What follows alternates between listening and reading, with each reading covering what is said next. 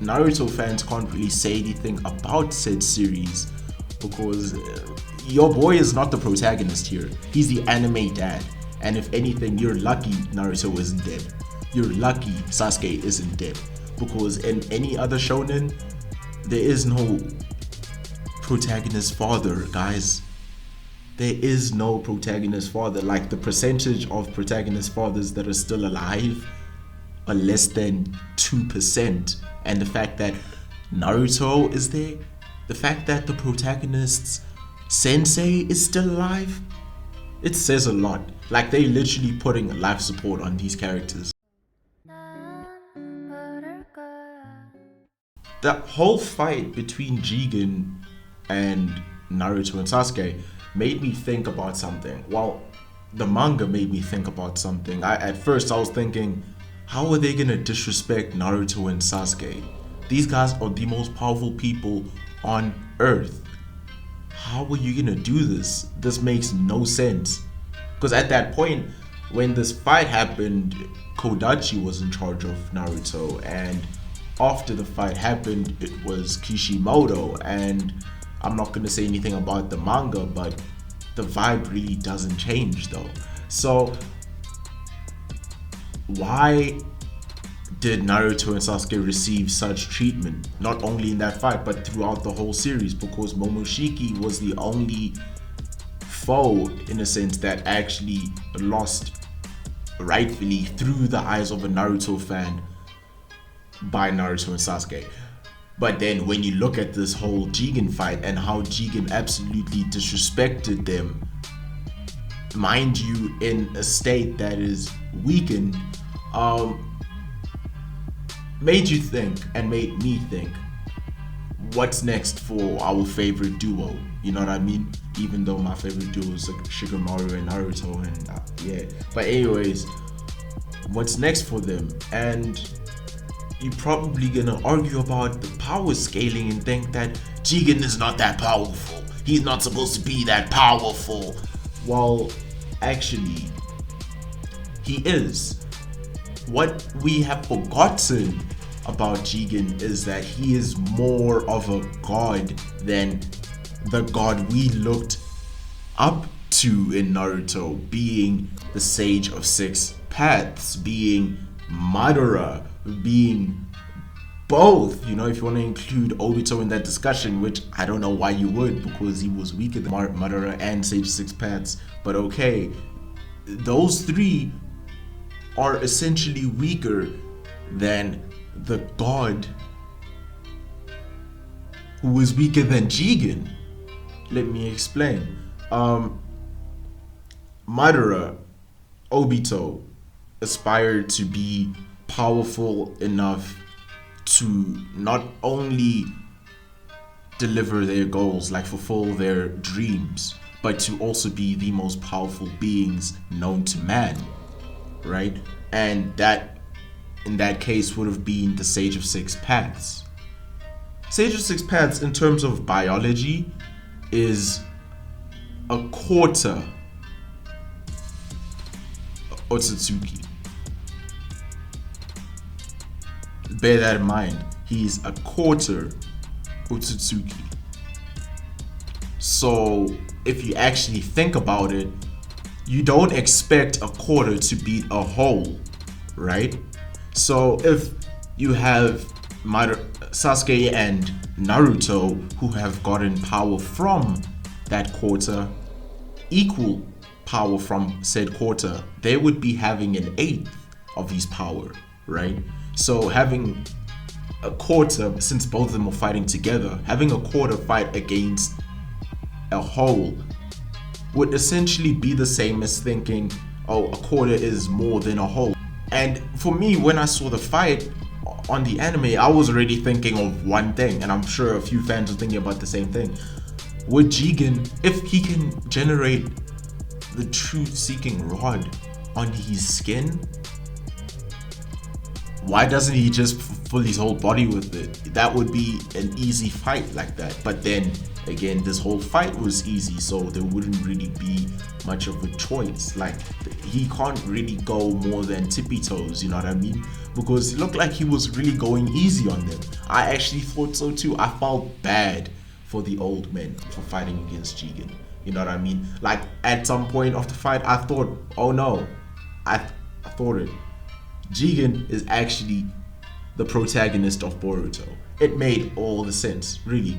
Thinking about how the power up, how the enemies of Jigen literally got flicked away like level 1 characters in SAO, it made me think that he really is the protagonist. In fact, he pretty much is.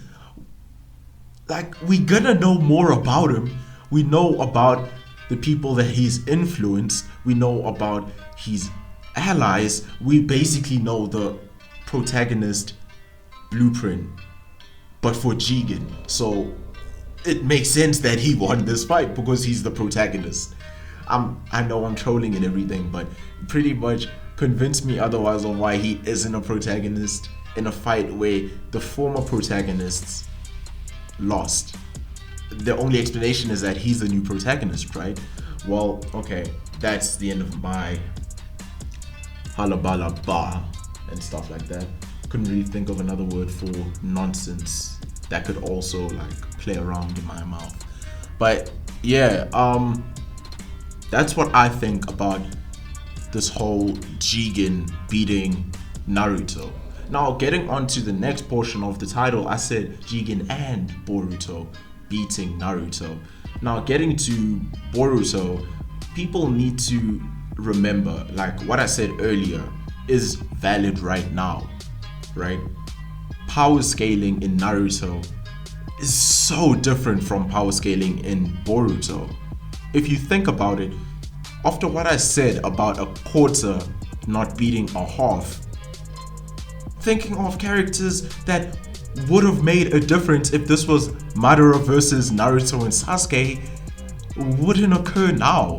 Because if my guy still died, right? Bear in mind, still died. Let's just not think about this whole Naruto brought him back to life thing.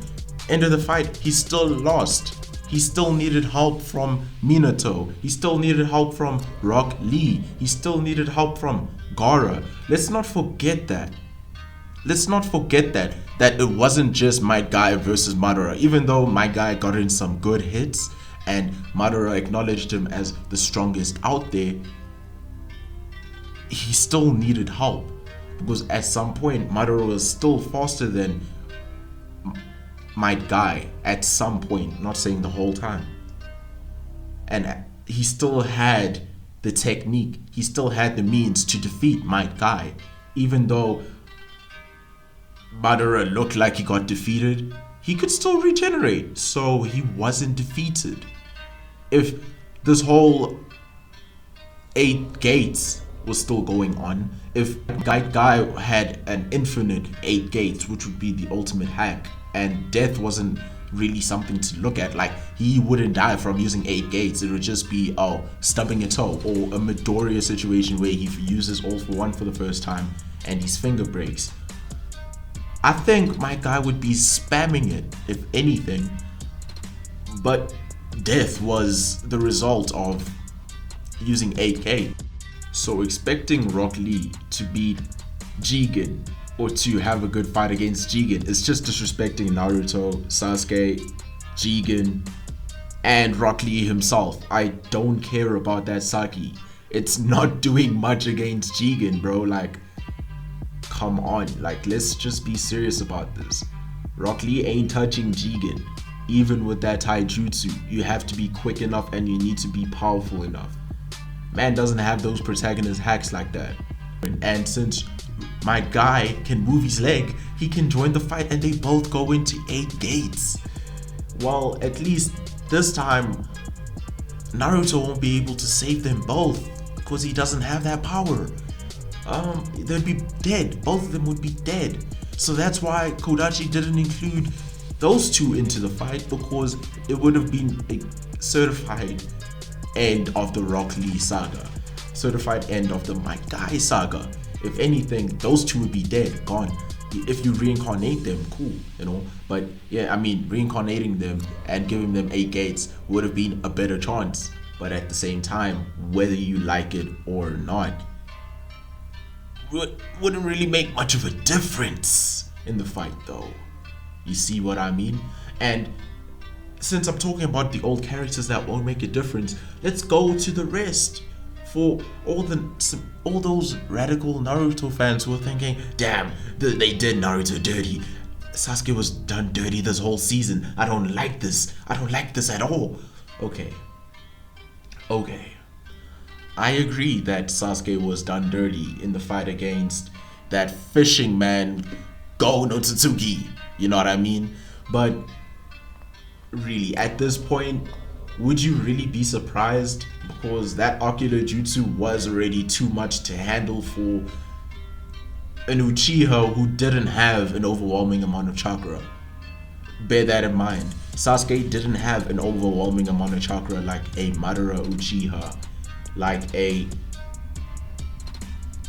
basically only Madara Uchiha, because he's the only one we know with overwhelming amount of chakra. We know a lot of people with an overwhelming amount of genjutsu, an overwhelming amount of like ocular prowess, but chakra is only working when it comes to the people who have internal mangekyus, you know what I mean? Like Sasuke wouldn't lose much chakra from a Amaterasu, but of course, if you're thinking about the Rene Sharingan, the Sharingan that is not a biological birthright for the Uchiha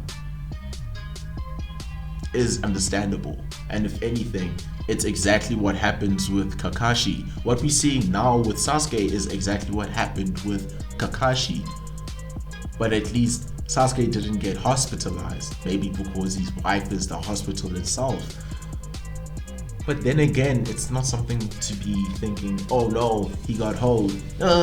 This is a bad series. They're doing our people dirty. Nah, it's really realistic. Because when you think about it, like I said earlier, Kakashi is not, his birthright isn't the Sharingan. But when he used the Sharingan, he used it with caution, and he knew that, hey, if I overuse this, I'll be hospitalized for a few months, like he was in Naruto. He knows that when he first used the Sharingan, not even Kamui, the Sharingan itself in the match against Zabuza, he lost a lot of chakra. So seeing someone like Sasuke using a Rene Sharingan ability, like, I don't know, the portal, you don't expect him to go through many portals to get there. This is not instant transmission, even though the properties of that ability matched the instant transmission. He will lose all his chakra, and that thing will revert back to a like a Renegan. And by the time that he decides to use the Renegan abilities, he doesn't have the chakra for that too. You know what I mean? So it's like a stalemate in some sort of way. Not a stalemate, sorry, a double-edged sword for Sasuke. And yeah, that's like all I have to say about Sasuke. Ino Shikacho, we know that wouldn't have happened. That wouldn't have worked. Even though most of their abilities are taijutsu based, except for, you know, like the Ino Shikacho combo moves are like taijutsu based in a way. If you're thinking about how much they need Choji to complete said jutsus, said combos. Ino, I doubt, would have survived inside Jigen's head. Upon editing this, I actually realized that the Yamanaka mind transfer jutsu has its flaw, which is if the wielder has a weaker resolve than the person they are attacking or intending to aim that thing for, can't invade the mind and complete the jutsu. In fact, it's just gonna be pointless at this point. So imagining a Jigen being mind transferred by an Ino is like suicide. She's not gonna survive. In fact, I'm pretty sure that if she does survive, she'll be hospitalized for a very long time because of how traumatic Jigen's mind is. Because I mean, if you're able to play around people's lives and just, I mean, skewer them, I'm pretty sure your mind is pretty much hack. And I love Shikamaru so much. But I know with all my heart that he would die in a fight against Jigen. It would be one of those fights like, at least I could buy you some time, type of thing.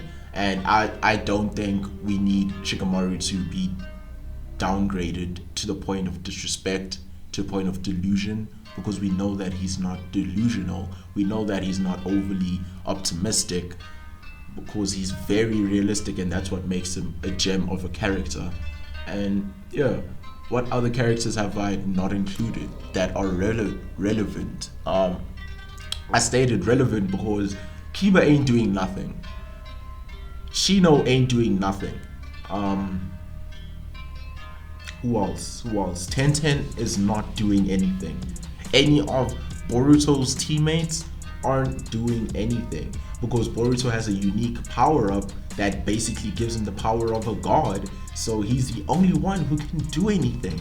And speaking of Boruto's teammates, Mitsuki wouldn't be able to do anything, even in his Sage mode, because if Naruto didn't use his Sage mode, why do you think Mitsuki didn't show up?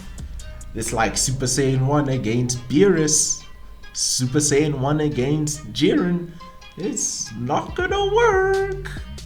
I mean, you spelled Jigen and Jiren the same. It's just the R and the G are different. Wow. I actually just realized that they'd be terrorizing characters with the same spelling, just the G and the R are different. Maybe the R is rival and the G is God. So yeah, that's basically what I can say about the whole Jigen incident and Boruto in general. This is the end of the video.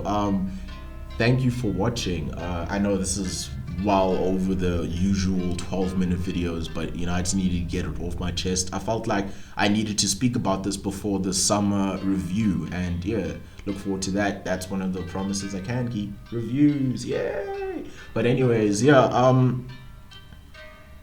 if you're a Naruto stan, put in the comment, nah. And if you're a Boruto stan, put in the comment, yeah, or Jigen, you know what I mean? And if you're a Jigen stan, you know, don't even put in the comment. Don't even do that. Don't even do that. You guys barely know him. But yeah, that's all I can really say. This is GoaTaro signing out. Don't forget to like and subscribe. Bye.